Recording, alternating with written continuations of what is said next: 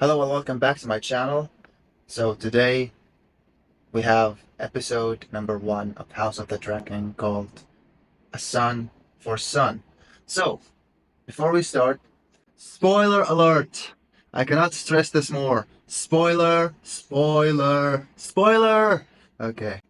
Don't forget to like and subscribe to my channel. Let's go to the recap.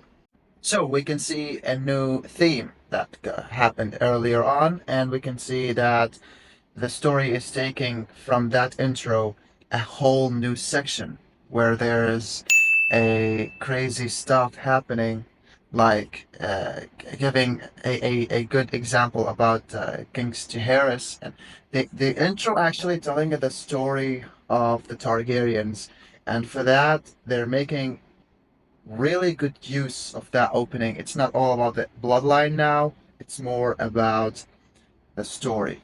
So, the episode starts when Jaehaerys Targaryen and Torrhen Stark were on the wall. So, they are securing some sort of alliance, and the scene ends there. So, mirror rolls off, and we go to the Castle Rock, and we watch Alicent get, and after that, it was none other than Sir Criston Cole, and I don't know if she feels shameful for this. So Alicent go talks to Larry, and she tells him that Aemond is marrying. Did not understand that part. So they go to a meeting, and can see the good spirits amongst the green. They're not in a rush. We see the first scene of the trailer. The Otto Hightower tells him that we have to play the boards before us. Concerning. We can see that Aegon is humiliating Jason Lannister. They call him Thailand. And the scene actually is so short and so boring. So, Larys takes Alicent to tell her that he is getting rid of the rats. You can see a point here that there's rats in the castle. And he switches the staff that she has. We go and watch Alicent shower for some reason. So the next season we can see Rhaenyra is still grieving her son. Now the next scene we go back to Castle Rock to Aegon being a king and doing the king's work.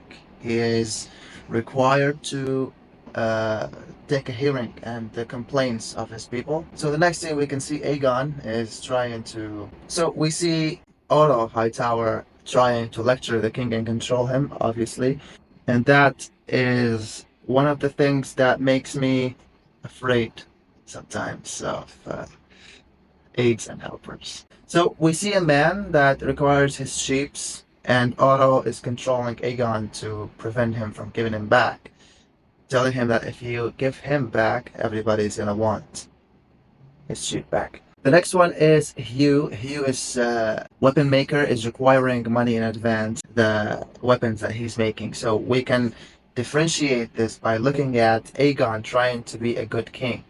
Basically a good king. We know that because Aegon is unlovable for the watchers. He is arrogant, but so we go to Otto and Alicent Hightower talking about the war and how they can try to win it peacefully. This scene takes us into a different ideology between the teams Hightower plays and the Targaryens. We're gonna see why the Targaryens. So, Sir Larys, the perv, as I like to call him, the feet lover, is trying to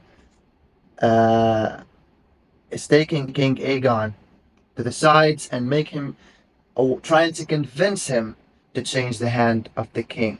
He wants him to betray Otto Hightower and want Larys to become the new hand, as I understood. So we go to Dragonstone, and Daemon catches the White Worm hiding in the ship, and then he takes her into captivity, trying to convince her to betray the Hightowers and the Greens, and she tells him that I don't have the information that you want, but I'm gonna set you in the right direction. So we go back to Castle Rock, and Rhaenyra is coming and going down her dragon and coming in, and she tells everybody that she requires the head of Aemond Targaryen. Daemon is now going to see the White Worm and try to convince her, and he tells her that info for your freedom. That's it. So now we got back to a funeral that they are making for Viserys Targaryen and for Viserys for Luke. And we can see that Alicent is not quitting on the show between she's good or bad. The producers are trying to convince us that Alicent is not that far gone. So now we get to the action. So, first of all, we see Daemon is sneaking into King's Landing with a boat and easily robbing a guard to let him in. So that they go and talk to a spy who is a rat trap person, something like that. So, in this scene, we can see Daemon demonstrating his convincing and great skills. And after that, he delivers and he convinces the Rat Man that they need to get the head of Aemond. So the next scene, we go to a room where Kristen Cole, right here, where Kristen Cole and Aemon Targaryen are discussing what's going on with this war, and they addresses the Hightowers as snowflakes. It's from me. And also they are discussing the fact that Otto and Alicent is controlling the new king. So we have conflict between conflict and parties versus parties, and this is actually taking the new direction that I actually wanted from the series. Very, very, very delighted. So someone interrupts the sitting, and it's Otto Hightower. It's actually really weird because they were talking about him. We have a saying that speak of the devil. Nothing further important for this except Otto is lecturing Aemond. And now we go into the real action. Remember the spy that Daemon convinced that he has to kill someone? Well, that spy and the guard, paid off by Daemon Targaryen, are now getting into Castle Rock. They are trying to be rat catchers, and they are really convincing people somehow and actually going through the king's guard very easily. We can see the king is actually careless, and we can see the people around him is just laughing casually. So we can see after that the guard, the spy, is actually having second thoughts, and the guard convinced. So we cut the chase, and after a very weird sneaking maneuver that was so short, actually, I did not expect it to be that easy to get into Castle Rock, but we obviously are underestimating the Greens. The spy he got something after a very sneaky maneuver, and he got into the queen's room. So after he got into the queen's room, he got the queen.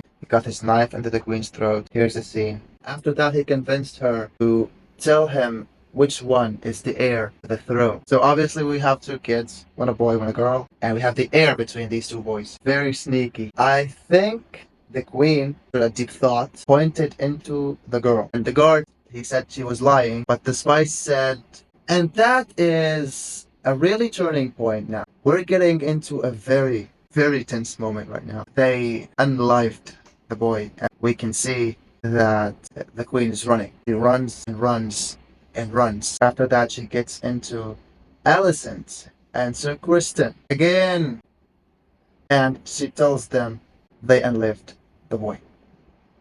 And here, ladies and gentlemen, everything turns black, and the episode ends. Oh God, I cannot stress it more. It was a great episode.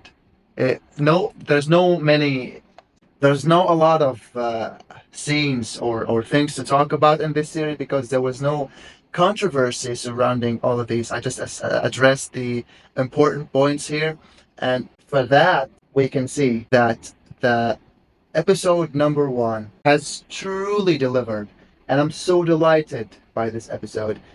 And now, after the ending of the episode 1, I actually cannot wait for the next Sunday. That's it for all today. Really glad that you watched this episode, and I'm gonna see you in the next one. Please don't forget to put like and subscribe. It helps me a lot, and I'm gonna see you in the next video.